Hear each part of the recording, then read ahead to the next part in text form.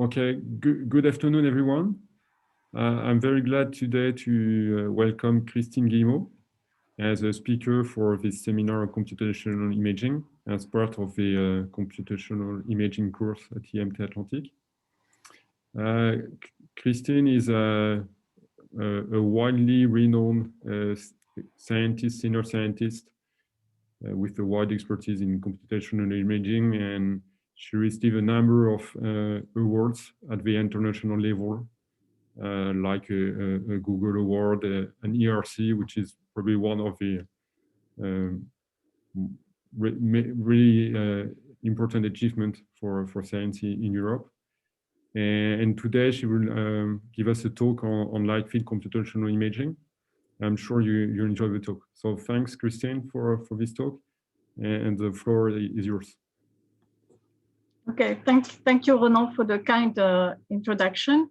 So I hope also you will enjoy and that you will learn things by this very brief presentation on light field computational imaging. So I'll start first by introducing what are light fields and what is the underlying mathematical formulation of light fields, which is known as the plane-optic function. So you probably all know that all imaging systems are about actually capturing a light field. Even when you use a normal 2D camera, actually you capture a light field, but you don't see the light field representation because the sensor of your 2D camera, actually each pixel of the sensor are integrating the different light rays which are emitted by the scene. And these light rays, the collection of light rays which are emitted by a scene is what we call a light field. So that's the collection of light rays which are received by an observer at every point in space, in a 3D space, so denoted by the coordinates x, y, z here, along any direction of gaze, denoted by theta phi, at any time instant and for all wavelengths, lambda. So this definition actually led to the introduction or definition of the so-called plane-optic function, which is the 7D function, because this the radiance carried by the light ray, denoted by the function L here, has 7 arguments, so it's a 7D function. And this notion is not recent because it was already introduced in 1991 by Adelson and Bergen. So that's the collection of what you have to just to remember is that that's the collection of light rays emitted by a scene in all directions from any point in space, in the 3D space. So when I was referring to the 3D camera, actually, all the light rays emitted by a point according to different orientations in your 2D camera, the corresponding radiance is being integrated or summed on your sensor, so on the pixel. So the 2D sensor actually doesn't keep track or doesn't record the direction of these light rays, because whatever the direction of the different light rays, or the photons which are carried by these light rays are being summed on the sensor. And so this 7D function, actually, when we deal with light field processing, we don't actually manipulate this 7D function, because under particular assumptions, this function can be given a simplified parameterization. So first, if you capture the light field at one particular time instant, so the time parameter disappears, which is not the case if you have video light fields, of course, with dynamic light fields. The other thing is that in all image capturing device, so you're well familiar with that, I'm sure, there are color filter arrays on the photosensors. And these color filter arrays, actually, they sample the wavelengths. So there will be one photosensor to sample in the wavelengths corresponding to the blue component, other ones on the green and the red. So it's usually the color filter array usually follows a pattern which is known as the Bayer pattern, which is represented here by this small picture here, where you have 2 green components for one red and one blue. So given that the photosensor is already sampling the wavelengths, actually we can remove this lambda parameter, the wavelength parameter in the 7D function. So we come up with a 5D function, which is already simpler. And then under another assumption, which consists in saying that in a space where there is no occlusion, the radiance along the ray, which is emitted from a convex object, remains constant from point to point. So, so if there is no occlusion, of course, this assumption is not valid in presence of occlusions. So having said that, actually there are some people in 1996 from Stanford who proposed a 4D parametrization of the plane optic function. And you'll see why I'm speaking of this parametrization in a minute.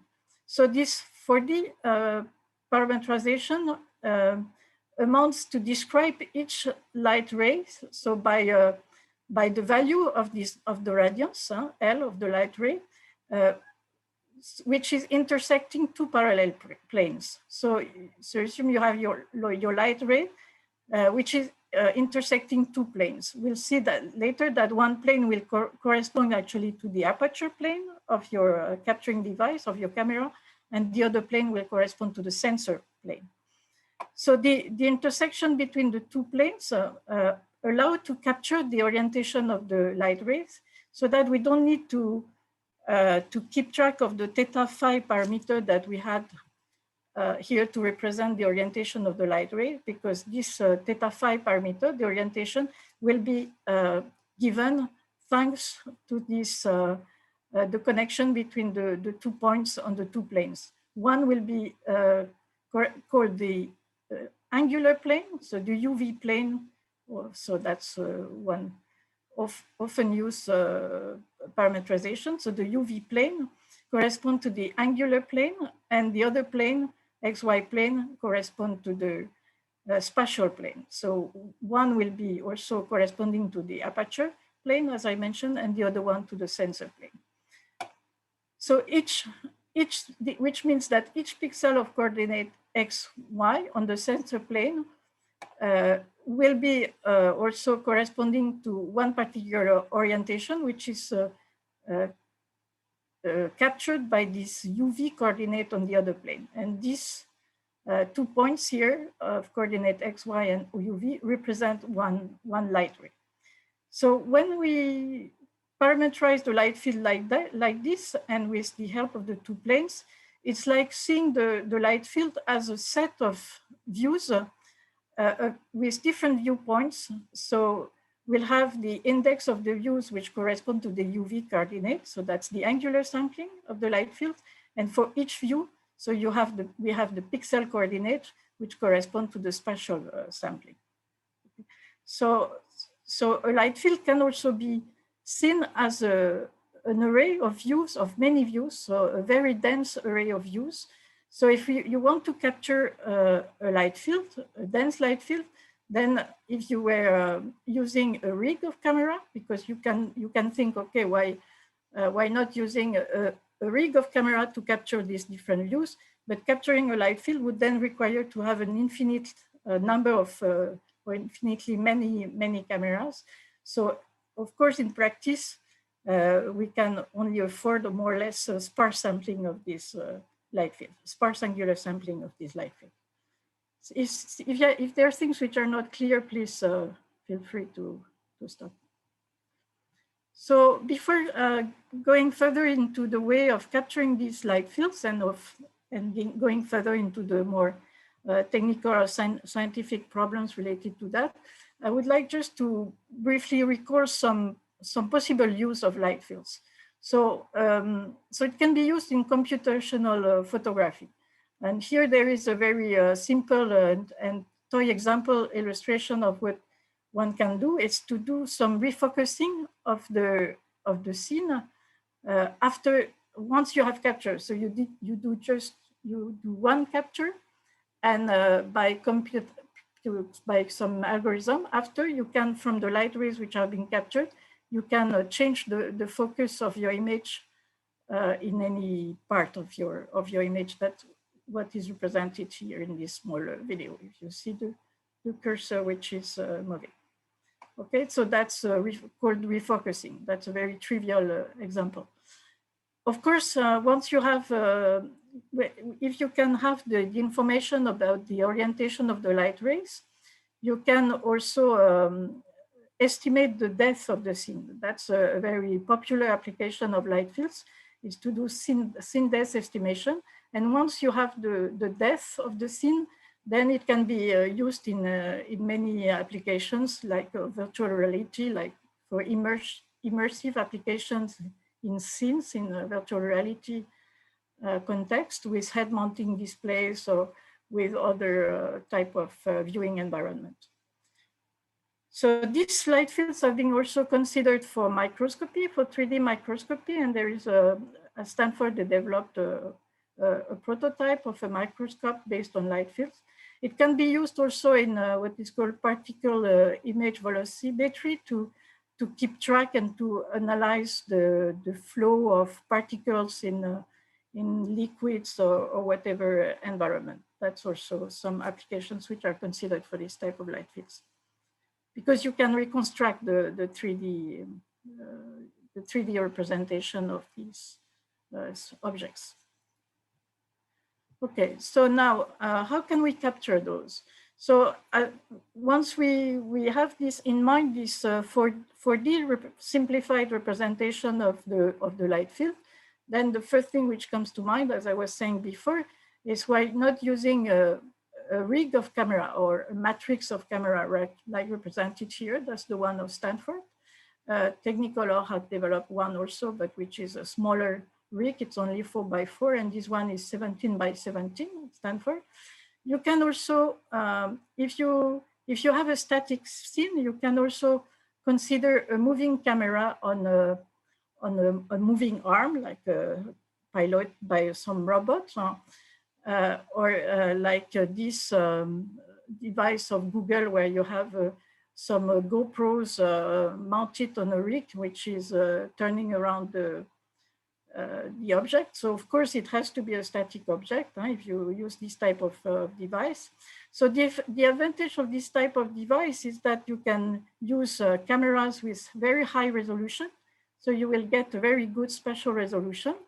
But of course, the limited angular sampling, so the number of cameras that you can use, it has to be limited for practical reason. And usually these devices are quite bulky, and they cannot be used for consumer applications. So it can be for very specific professional applications due to the difficulty of constructing first and then using this type of bulky devices. Okay, so that's a quick introduction of what are the light fields, a little bit on what can we do with them, and how can we capture them. Do you have questions? So it was very quick introduction.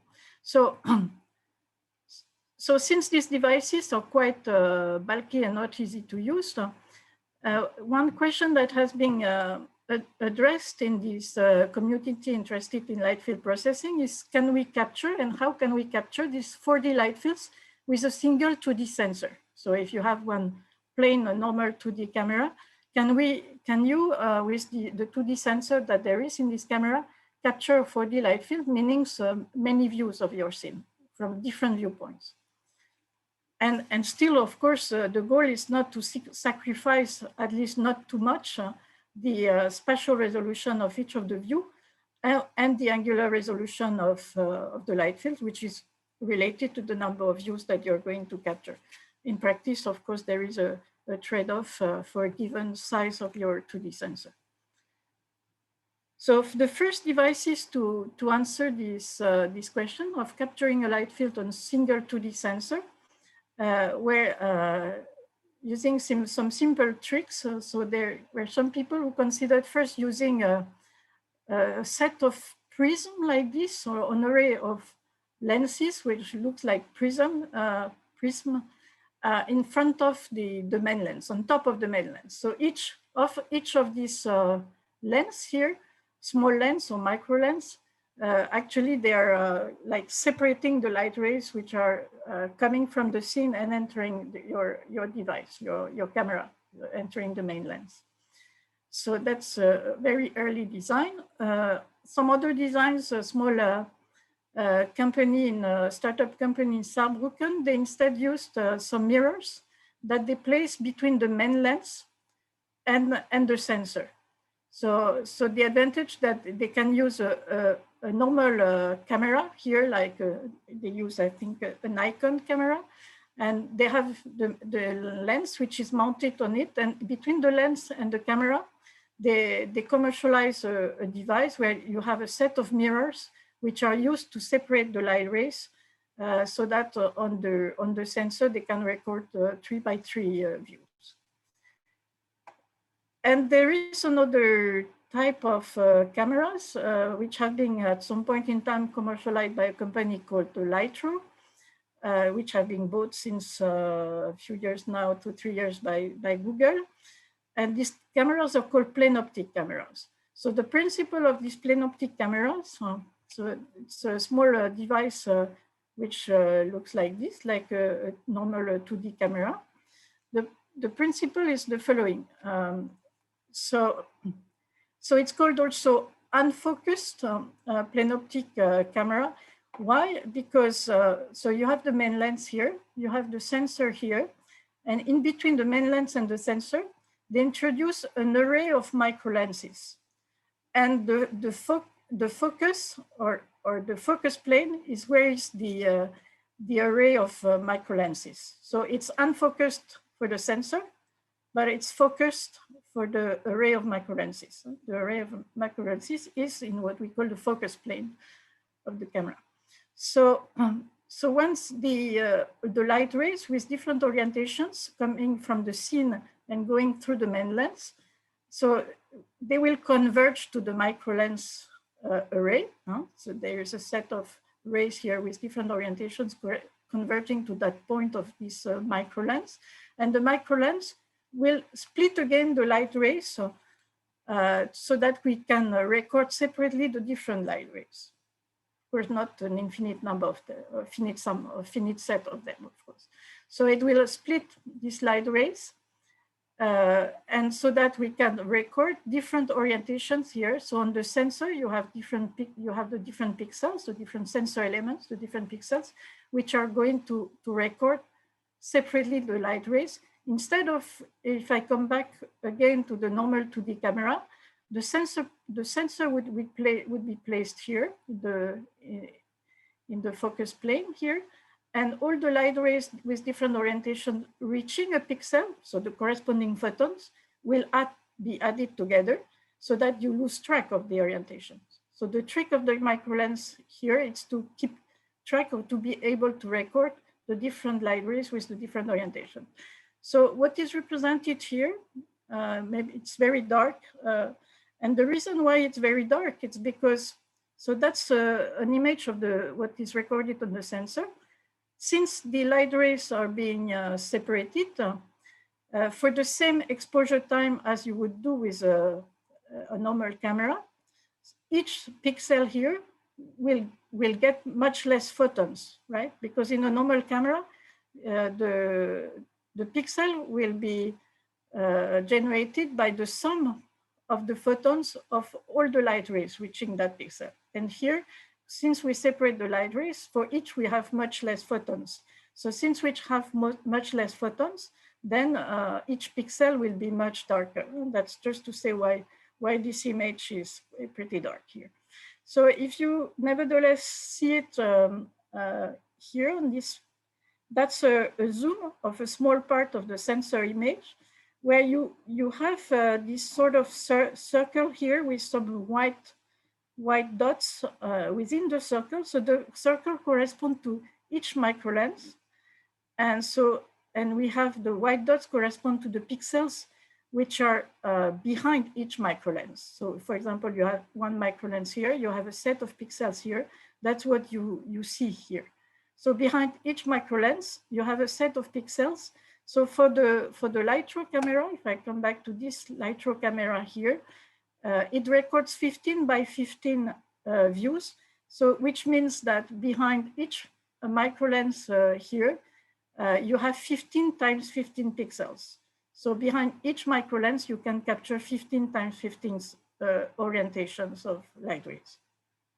Okay, so that's what is the principle of what we call a planoptic cameras, and it's 1.0 because there is another version which is 2.0, which is a different principle, but it's the same type of idea.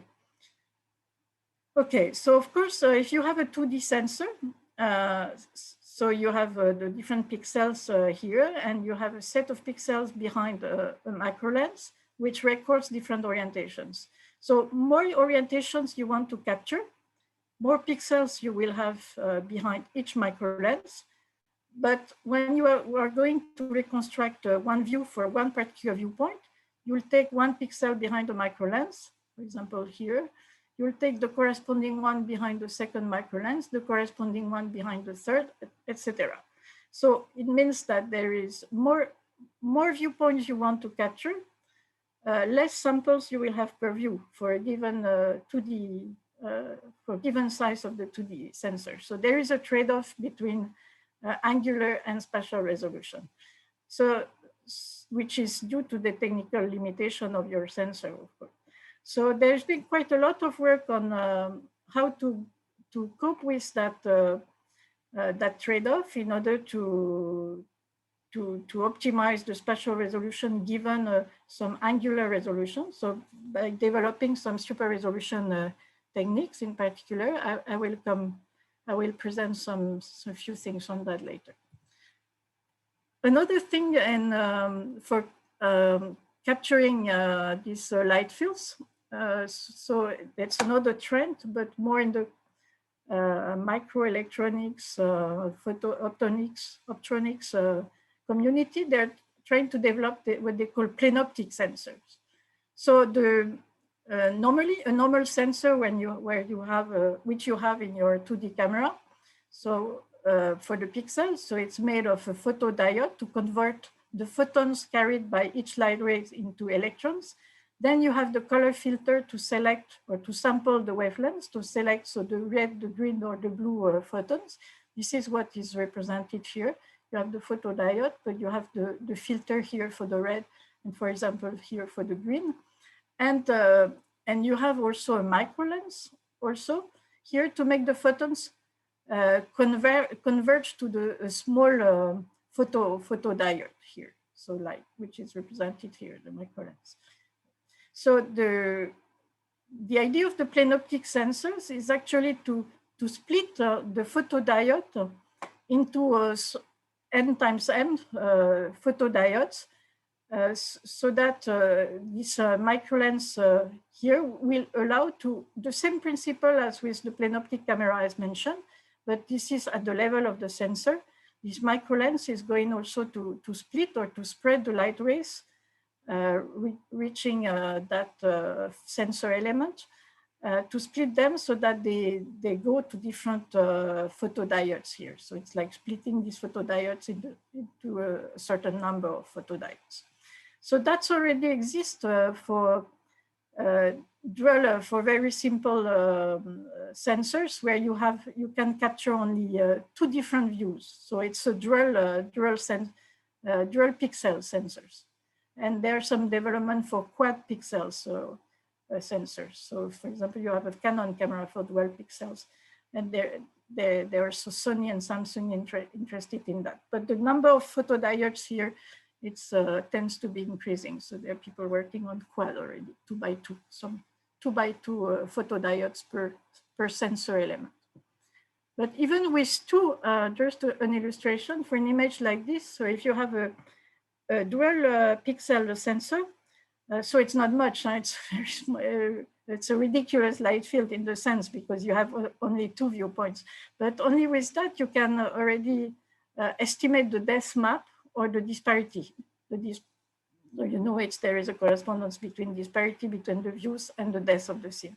So even with that you can estimate disparity and depth, and you can do some refocusing as well. Okay. So now, so that's basically what it exists. So another trend to today is actually to place this problem of light field capturing on a single 2D sensor in a compressive sensing framework. So once again, so that's the picture of a camera where you have the main lens, you have the sensor. So the idea here of this type of approach, it's instead of using a micro lens array, as we saw for the plane optic camera, it's to use another mask, like an attenuation mask, which can be seen as a sensing matrix in the compressive sensing framework. So that all the light rays which arrive in classical imaging, they will be all integrated to give the pixel of your image recorded by the sensor.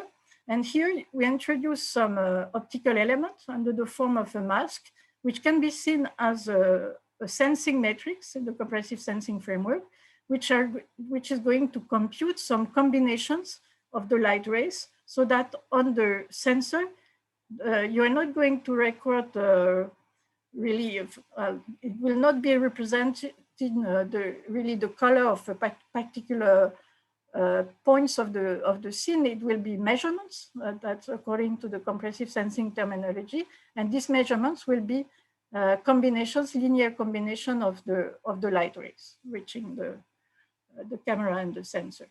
So of course, the question is will be how to choose the mask, how to design the mask, and how to recover the light field from the measurements recorded on the 2D sensor. So if you have had some courses on compressive sensing, I'm sure this must ring some bells. So that's another way of representing here the camera, where we have the main lens, we have the sensor plane, and we have here the sensing mask, which is going to combine the different light rays and which to be able to record on the sensor some linear combination of light rays. So by looking at the problem this way in terms of mask, you can also consider the color filter array as a particular mask in that. So you can also place this notion of color filter array and the corresponding color demosaicing in the context of compressive sensing. So this is what is represented here. So we can have then two masks, one mask corresponding to the sensing matrix, the sensing of the different light rays, and another mask which corresponds to the sensing of the color of the different light rays, right? I hope you're still with me. So by doing that, so if you take the example of a light field like this, then the recorded data on the, so it's quite dark, but the data recorded on the sensor look like this image here, which is more greenish because we have, thanks to because of the CFA, we record more samples in the green than in the other color channels. Christine, there was a question from François in front of me. So yeah, I think, sorry for interrupting, but maybe I think it's if François. Yeah, sure, no problem. Yeah, sorry. We didn't talk about this during the lecture in the course. So maybe could you explain what is the advantage of using this this linear operation phi, and why we should use this? So why? It's because it's a way of doing some angular compression. So by these two masks, the phi, which is the sensing matrix, so it's based on the compressive sensing theory. Yeah? So you will record measurements, so a number of measurements, which is much lower than the normal required sampling rate. So a much smaller number of samples while still being able to reconstruct your data with a good sampling rate. So said roughly. So there is a lot of theory behind that. There are some properties which the mask must be verified to verify this property called RIP, the restricted isometry property. So I'm not going to go into that. But remember, the thing said with the hand, it's like you can, with the same number of samples, so the goal here will be to be able to reconstruct the entire light field with a good spatial and angular resolution while recording a small number of samples. Or for the same number of samples, because you have a 2D sensor, the goal is to be able to have a better spatial and angular resolution compared to the simple multiplexing, which is done by using the microlens array. Is that clear? Yeah. Yeah, so sorry, I'm not getting into the theory of compressive sensing with my answer, but I prefer maybe to stay at a higher level here. Okay, so from this sensor image, what we record here on the sensor, we have to reconstruct, the goal is to reconstruct all the views of the light fields. So with a certain number of elements given by the size of the sensor, we want to have a large number of views and very good resolution for each of them. So, here again, it's based on the compressive sensing framework. So to reconstruct the light field from the recorded measurements on the sensor, we have to solve such an optimization problem here, which is known also as sparse recovery. So we have the measurements which are recorded by the sensor. That's the image on the sensor. And in this recovery problem, we have to assume that our data is sparse in a particular domain, which is denoted by a matrix here, D, which is a dictionary which has to be trained, which we train so that our light field data, so the D times alpha is a sparse vector, D is a dictionary, so that the product of D times alpha is a representation of our light field. So we assume that our light field is sparse in a dictionary which we learn. So what we're going to do for reconstructing the light field, we are trying to search for the alpha, such that, so the alpha is an approximation of our light field, times the measurement matrix phi will be close, so we will minimize the L2 norm, so we'll be close to the input measurements. That's what is recorded on the sensor. And under the constraints, since the underlying assumption, so we have to solve this problem to introduce some a priori, and the a priori is the light field is sparse in this domain defined by D. So we have a sparsity constraint on the vector alpha. So that's one way of solving the problem. So another way of solving the problem is also to introduce, instead of sparsity on the alpha, we can also use some TV-based reconstruction. So total variation. So that's, Ronan told me that you had some courses on inverse problems. So that must be very familiar. So it's the same thing as you probably saw with 2D imaging, except that the TV here, the total variation, which is defined by that norm here, is in 4D because we are dealing with 4D array space. So it has to be both in the spatial and angular dimension, but the rest of the principles apply. So, so coming back to the CFA, so that's the light field we want to reconstruct, that's the recorded image on the 2D sensor. And so if you model the CFA as a particular mask, so your phi here actually will be the product of the two masks, the sensing mask, which does the angular compression of the light field, okay, the combination of the light rays, and the CFA mask, which does the sampling in the color channels, right? So this phi can be seen as the product of two masks. So if you solve this problem by modeling the phi as this product of two masks, the solving of this problem will not only do the light field reconstruction, but it will do also the demosaicing at the same time. That's what we get here. Otherwise, if you do a pre-color demosaicing, so you know, in normal 2D camera for doing the color demosaicing, it's very simple gradient corrected interpolation algorithms. But you cannot do that on the measurements which are recorded on the sensor, because these measurements, they are not pixels. There is no real correlation between them.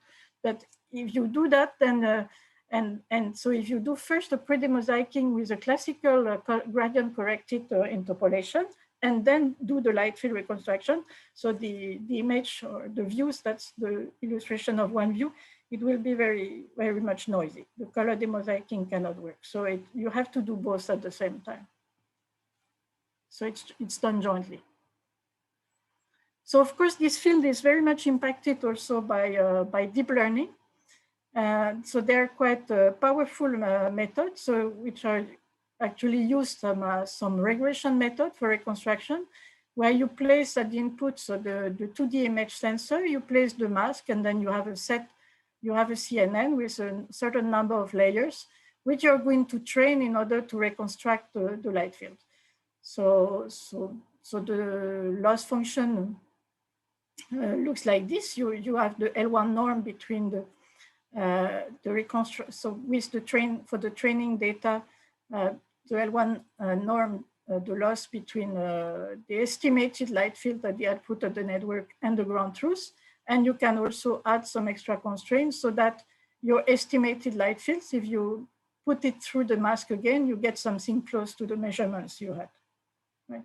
So that's very easy, and so that's very easy, but very, very efficient, and especially compared for solving these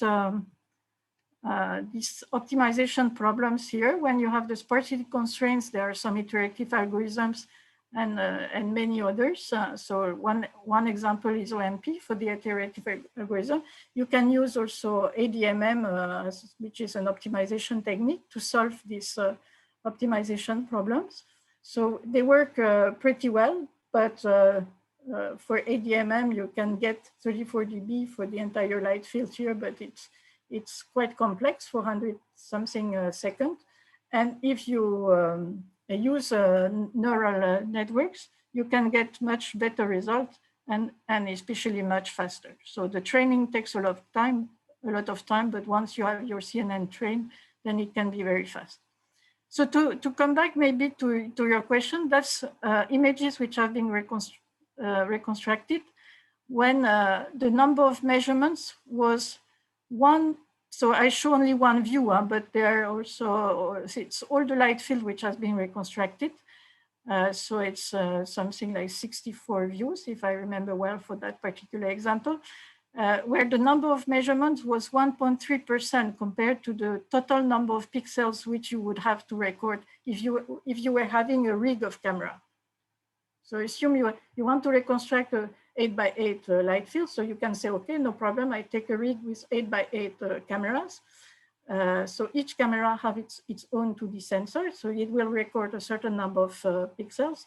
And this is here with one 2D sensor, you record 1.3% of this total number of pixels, and you can still have a decent quality for the reconstructed light field. Okay, so I spoke about this sensing mask. So I don't want to go into the detail, but I mentioned this RIP property, which is related to some incoherence property between the sensing matrix, some incoherence between the sensing matrix and the atoms, so the basis functions, if you want, which you have in your dictionary, which defines the domain in which the signal is supposed to be sparse. So usually then this matrix, this sensing matrix, each element, so it's drawn according to some random distribution. So, but you can also learn this this mask. You can also learn this the mask of the sensing matrix and also the CFA mask jointly with the reconstruction network. That's what we did here with a student. So that's you have end-to-end learning of the reconstruction network, end-to-end, because we learned, so this guy here is a CNN, so we learned the weights of the CNN here, jointly with the sensing matrix here. So there is a generator for the sensing mask, sensing matrix, and jointly with the CFA sensor here. CFA color filter array to be used on the sensor. And by doing that, I think that this should be, the video comes in the next, sorry. So by doing that, so if you learn the distribution of the sensing mask, so that each element of the mask is drawn a particular distribution, you can further improve compared to just learning the reconstruction network. So that's the message here. And if you guessed, that's another example here. The video is playing. Oh, sorry, it was playing when it's not full screen, but doesn't seem to be. Oh no, now it's playing, okay. Next time.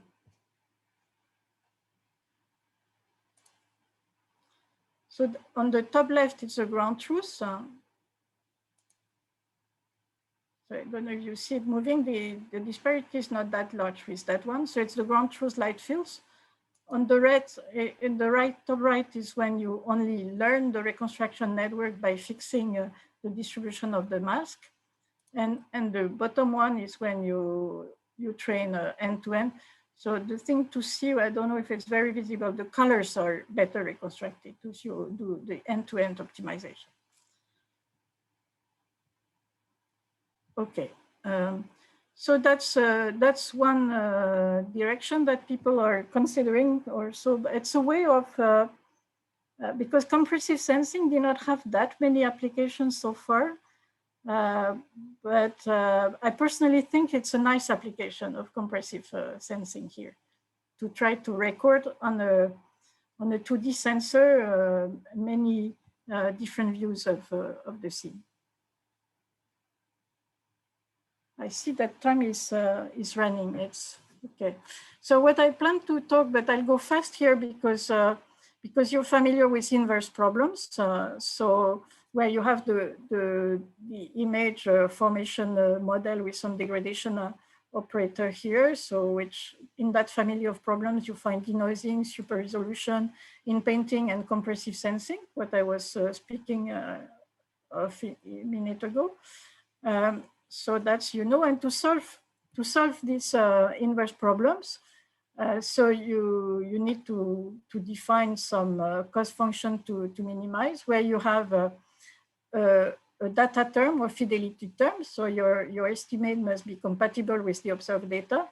And since the problem is ill-posed, so you have many possible solutions. To solve this problem, you need to add some extra constraints, so some a priori. So usually you have two terms in your cost function. You have the data fidelity term with the psi, it's the distance between observation and the estimate times the degradation kernel represented by the matrix H, which will be, for example, a blur kernel corresponding to the blur kernel if you have a deblurring application. And here you have a penalty or regularization term based on some signal prior. So I'm sure you're quite familiar with that. So the thing is, I want to just point out here is that in this classical context, so this type of technique, classically used for 2D imaging, can also be used for light fields, for denoising and super resolution. And the specificity of light fields in that context is related to what we call epipolar plane images. And this notion is quite interesting. So this small image here, if you see my cursor, so it's like representing one line in to given spatial coordinates in all the views. So you have the line going through the dice, that's the dice here, through the dice. But when we represent that line across all the views, because of the disparity, for example, if you take the white pixel at the border of the dice, it will be shifted by some offset horizontally if you take a line on the horizontal slice of the light field. And you'll have the same vertically if you take an epipolar plane constructed from a vertical slice of the light field, taking vertical views instead of horizontal ones. Okay, so this is called epipolar plane images. And the nice thing is because of the disparity, so we have 1D structures here in the epipolar plane images, which are quite useful. They're quite useful they have been used for estimating disparity and depth. So you compute structure tensors. Structure tensors are mathematical tools like this based on the gradients. So the structure tensors are 2x2 matrices. So if you compute the eigenvalues and the eigenvectors of this matrix, the eigenvector corresponding to the smallest eigenvalue is the one which gives you the orientation of the structure here. So knowing that, so once you have this orientation here, you can, to solve some inverse problem like denoising or super resolution, you can enforce some constraints taking into account that geometry. So if you want to use TV for regularizing to impose some smoothness, then you impose the smoothness along these orientations. And these orientations, then they are captured by a matrix, which is called here a diffusion tensor. And the diffusion tensor, without going to the detail, they are computed from the eigenvalues, the eigenvectors, sorry, of the structure tensor to capture the orientation of these lines in the epipolar plane image. So that helps guiding the regularization. So you can do that in 2D epipolar plane images. So that's people did that, Godlucker and his colleagues. What we did here, we use this principle, but in 4D, to do some anisotropic diffusion, but in the 4D ray space. So it's the same principle. We have a diffusion tensor, but for the diffusion, we use some PDE based on the trace of the diffusion tensor times the Hessian of the light field. So it's in a 4D Hessian because we are working with this 4D data. And by doing that, you can do some angular super resolution. So if I play again that video, so assume you have a subsampled, an angular subsampling of the light field where you have one view out of the two views. This diffusion principle can help also do view synthesis or do angular super resolution. And this is what is done here, the diffusion, which makes the intermediate views appearing for the light field. And you can also do that for denoising. So that's the initial light field with quite a lot of noise here because the initial PSNR is only 14 dB. And by applying this PDE with 4D regularization constraints for the anisotropic diffusion, sorry, then you can reconstruct a clean light field. And here, this other video on the left shows the improvement for one view as long as the diffusion is taking place.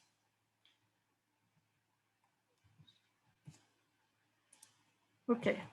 Do we still have a few minutes, Renaud? Or yes. Yeah? Okay, unless you have questions, sorry, it's going extremely fast. I'm a bit stressed by the time, but is it okay? No, or yeah, go ahead. There are a few questions in the chat. Okay. But you okay? Go ahead and. Okay, so I was just to finish with things which are not specific to light fields, so with which you're certainly very much familiar with deep learning for inverse problems. So the example I showed before to reconstruct the light field from a set of measurements on a 2D sensor It was like using CNN for reconstructing the network. So at input, you put the measurement, you put the sensing matrix, and at the output, you get your reconstructed light field. So it can be done the same way for a 2D image, except that here it's 4D data, but it's the same thing. So this, I put that in the category of deep regression, where you have your input observations or the noisy data or the blur data or whatever, or the compressed measurements in a compressive sensing, and you train a network and to reconstruct the image or the light field you're searching for. The problem here is that usually these networks contain, they have a lot of parameters, so you need to have a lot of training data. When we deal with light fields, we don't have training data. That's really a problem when we want to use deep learning technique. So what you can do to go around that difficulty, it's not to train a network between this data of high dimension, so the noisy one, for example, and the clean ones if you have a denoising problem, or blurred ones and deblurred ones if you have a deblurring or super resolution problem.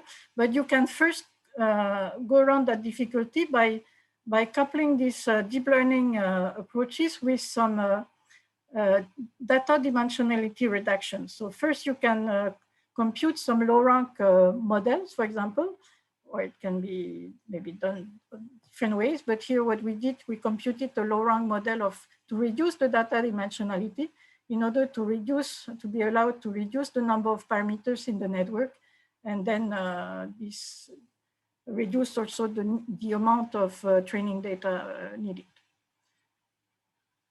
So, the other thing I want to say with respect to this deep regression is that often they assume the knowledge of the degradation kernel. They works well when with a fixed and known degradation kernel, but when you move away from their comfort zone, the performance may be affected.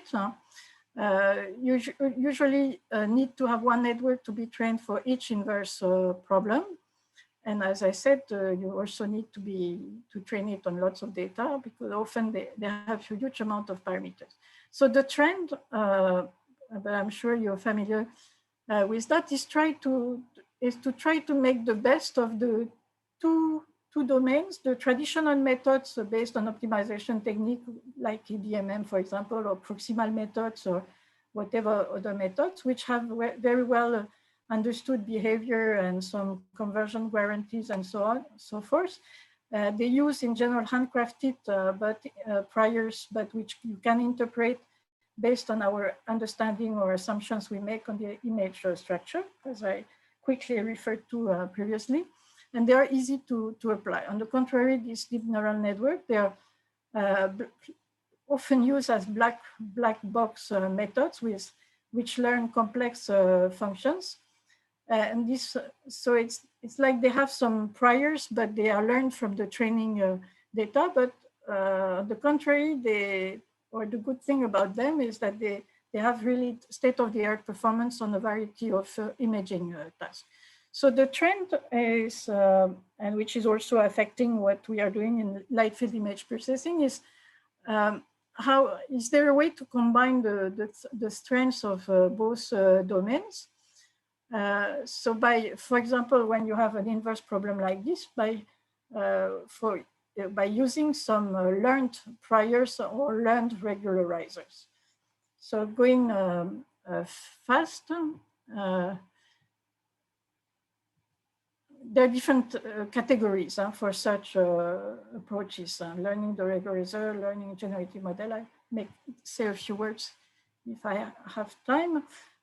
For example, that's an example with the deep proximal gradient algorithm. So if you consider the deep proximal gradient algorithm to minimize a cost function like this, where you have the data term plus the regularization term. So it's an iterative algorithm. And where along the iteration, so you will have here like a gradient descent step here, which update the previous estimate by moving it in the direction of the negative gradient of the data term. And then you have the regularization step here, which try to regularize the result of the previous step in order to move, by moving the estimate towards a lower value of the regularizer. But if you look at the formulation of this step here, it's like a denoising problem. So what people then thought of was to use for this step here, to use a learned denoiser, like a CNN, to solve this problem, so which can be seen as a denoising problem.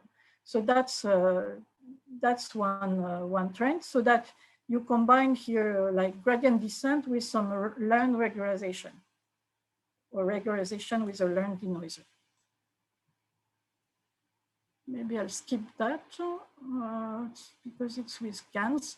The last thing I will mention, which we find we find quite interesting here, it's and which we are now using for, so in the context of light fields processing, it's unrolled optimization methods. So it's how to couple optimization techniques and learning techniques, or deep learning techniques. So if you take the example of gradient descent algorithm, where you have to, which you want to use to minimize such a cost function here. So by applying the gradient, then you'll have an update step here of your solution, where this term here corresponds to the gradient of this function. And if you, along the iteration, if you unroll the iterations of the algorithms here, for each iteration, you can have a representation of the process, like the summation of these two terms here, which correspond to the gradient of the data term and the gradient of the regularization term, and proceed like this along the iteration of the gradient descent algorithm.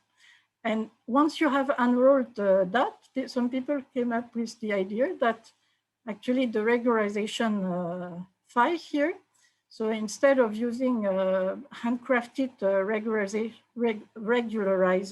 or priors, then, they came with the idea of using some learned regularizer here, so a network which will actually correspond to the gradient of the regularizer. So we can use some network here for each iteration, and so that you, along the iteration here, you do an end-to-end learning of this network, which correspond to the gradient of the regularizer. So that's a trend in these ideas of coupling optimization techniques and deep learning techniques. So I don't have put the results in this presentation, but this technique is quite powerful for our light field acquisition problem, where we are using this type of approach for reconstructing the light field from the measurements on the 2D sensor, with a joint learning of the CFA and the mask, as I was presenting in a previous slide. But the previous slide was using a classical CNN for the reconstruction, and here the reconstruction is based on more gradient descent, but with learned regularization networks. So that's all. So that's I'm not going to repeat what is in this slide, but that's one trend which is promising, I think, for inverse problems, not only for light fields, for 2D. So there are different ways. I skipped that part, learning generative model in space of solution. So I mentioned like learning a proximal operator of the form of the denoiser. That's one way, or learning a regularizer. And it turns with this approach that we're using, we need less training data than if you would just take a black box like a CNN, which with here the advantage is that also we have the knowledge of the data term here. So we jointly minimize here the data term and the regularization term end to end. So I'll stop here. I'm sorry it was extremely quick, although I I ran out of time. It's 1 hour, but No, thanks a lot, Christine, for this talk. Then we'll go for questions. If I go to the chat, there was a first question by Marwan. Marwan, could you Yes. Yeah. It was. Do you hear me? yes, yes. It was in the slide when we were talking about deep learning for light fields, and I just noticed that you were using, instead of the classical, if I can say, ReLU activation, you were using LU activation, and it was written in the slide. So I thought maybe there was some important properties of this exponential activation. Instead of ReLU, Yes. no, I'm sorry, I won't have a good explanation for that. Okay, Actually, just okay. we tried several things, and this ELU turns to be better than ReLU, but I'm not sure about the reason. I'm afraid. Okay, okay. Yeah, sorry about that. And if I can add a question. Yes, go ahead. It was at the end when you said that in deep learning the priors were learned. I didn't well understand what do you mean by learned, because Well, for example, learned from the data. when you reformulate the proximal gradient by using a denoiser in this regularization step, the denoiser is a denoiser which is learned from training data. Okay. It's a network learned with, so it's a CNN. So that was here. But if for example our in our problem it happens that the regularizer is just a differentiable function, then we can just learn it on the network totally, the data term and the regularizer. Yeah, yeah. Now it's for the case where we have more complicated regularizers that we. Yeah, well, if you have, that's the advantage here, is that you can have more complicated regularizers. Okay, okay, and you can learn them. Yeah, it's more complicated than a simple TV or whatever classical regularizer you use. Okay. That's the advantage I would see in coupling this optimization technique and the deep learning technique for regularization. Okay, thank you. Even in the unrolled optimization here, so of course the regularizer, it can be seen as the gradient of a regularizer, but which can be much more complex than a handcrafted regularizer here, and it can even change at each iteration. It does actually when you do the end-to-end learning. The networks here are not the same. Okay, so it's like a dynamical regularizer. Yeah. That we have to track. Okay. Yeah. Okay, thanks. Ilias, you had a question too? Yes. My question was in the deep regression approach, when we talked about the lower data approach, how is exactly we reduce the data dimension in order to use less training data? So we used a low rank approximation.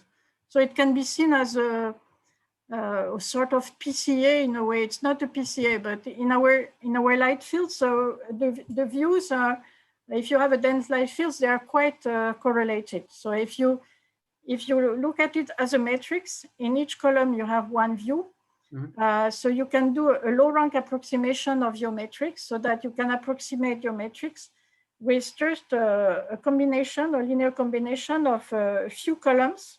By applying, you just apply SVD in your matrix, and then you can approximate your entire matrix with a few singular vectors which correspond to the components of the model. So then, of the low rank model. So then you can train between these few columns, or you see what I mean? It's like basis function which you learn to try to reconstruct your entire set of view. Okay. Okay, I see. Thank you. Are there other questions? I have a question about slide 15. You said you used a trained dictionary to compute some sparse representations of your data. Sorry, can you speak a little bit loudly because I don't understand. Sorry. I said my question is about slide 15, when you said that you use a trained dictionary to learn some sparse representations of your data. So I was wondering, what algorithm do you use to learn the dictionary, and what do you train it on? So here we simply use the KSVD. But there are many dictionary training algorithms. But to answer your questions here, we use the KSVD algorithm, and we train it on 4D patches because so it's applied patch per patch, but in the 4D space. So for one view you have the 2D patch, and then across the views, so you have the two other dimensions. So we have the 4D patches on which we learn the dictionary. So each atom, so each 4D patch is supposed to be representable by a linear combination of these 4D atoms. All right, thank you. Okay, another question? Yeah, Reda? Yes. Go ahead. Yes, my question was, except for PSNR, what are the metrics to quantify super resolution results? That's a difficult question because in image processing, we always have the problem how to measure. So we use PSNR or SSIM, which are supposed to better capture the structures that we have in image better than PSNR. But other than that, so it's visually. Yeah? So when it comes to light fields, when we say visually, so we look at so the video which correspond to the navigation in the light field, which should also show that there is consistency, angular consistency. So the angular consistency can also be measured by, if I find the slide, can also be measured by some SSEM metrics. So here on epipolar plane images. So if you see, for example, if you see the cursor, you have an example of epipolar plane image where I was mentioning that because of the structure of the light fields, you have a 1D structure in this epipolar plane image. So you can, or people often apply SSEM measures on this to make sure that these 1D structures are well preserved because they reflect the angular consistency. Okay. Because if I take one point, I follow the white line here, displacement of the point across the views. So it has to be a regular displacement across the views to make sure that the different views are consistent.